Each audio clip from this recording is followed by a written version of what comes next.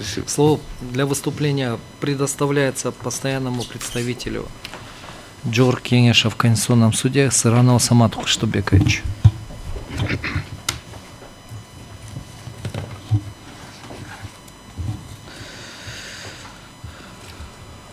По ходатайству Дютали Али Аликовны и представителей Султаналиева и Сунбаева, изучив представленное ходатайство, Джор Кенеш Кыргызской Республики отмечает следующее.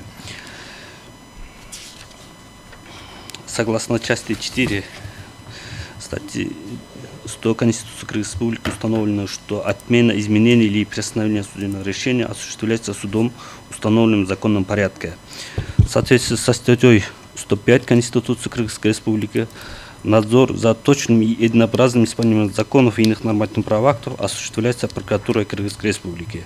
Органы прокуратуры осуществляют уголовное преследование, участвуют в судебном разбирательстве, осуществляют надзор за исполнением судебных решений и иные полномочия, предусмотренным Конституционным законом.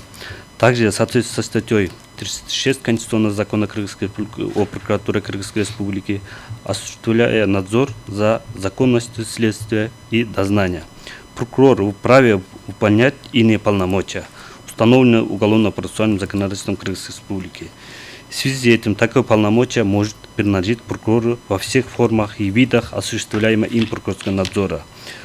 Кроме этого, прокурор с использованием правовых средств надзора в пределах, предусмотренных законом, обязан обеспечить законность в ходе дополнительного расследования после возобновления следствия.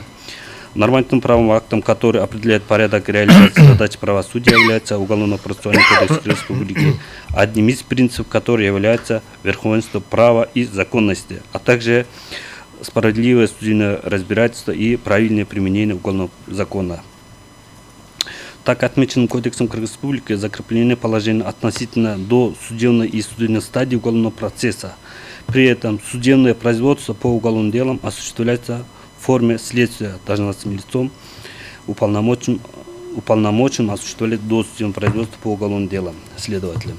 Согласно статье 19.35 Уголовного процессуального кодекса Кыргызской Республики, следователь обязан принять все предусмотренные настоящим кодексом меры для всестороннего, полного и объективного исследования обстоятельств дела, выявить как уличающие, как и оправдывающие подозреваемого, обвиняемого, а также смягчающие и отягчающие их ответственность обстоятельства. Таким образом, пункт 11, часть 1 статьи 35 Уголовного процессуального кодекса Республики, где отмечено, что прокурор в ходе уголовного судопроизводства уполномочен отменять незаконные и необоснованные решения следователя, руководителя следственного подразделения. Нижестоящий прокурор вносит постановление о приостановлении прекращения производства по делу. В статье 37 Уголовного процессуального кодекса Республики установлено, что следователь уполномочен вносит постановление о принятии, приостановлении, возобновлении, прекращения до судебного производства по уголовному делу. Так, судебное производство завершается составлением обвинительного акта с направлением дела прокурору, составлением постановления о применении принудительных мер медицинского характера либо прекращением. Согласно статье 258 Уголовного процессуального кодекса Кыргызской Республики, копии постановления о прекращении дела следователь направляет прокурору, одновременно извещает дело, в отношении которого дело прекращается потерпевшего лица или организации, по заявлению которых было зачато следствие, с указанием оснований прекращения и разъясняет им право обжалования. Кроме того, право каждого на судебную защиту обеспечивает как Конституция Кыргызской Республики, которая является основным законом Кыргызской Республики, обеспечивающим гарантии прав и свобод человека, так и международные нормативные правовые акты. Так, в части 1 статьи 61 Конституции Кыргызской Республики каждому гарантируется судебная защита ее прав и свобод, предусмотренным Конституцией, законами, международными договорами, участницы которых являются Кыргызской Республики, общепризнанными принципами и нормами международного права.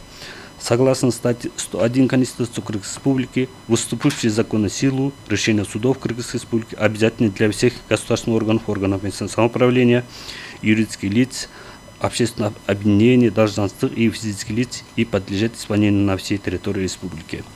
Таким образом, поскольку соответствует Конституции Кыргызской Республики, конституционные законы, законы и другие нормативные правовые акты принимаются на основе Конституции.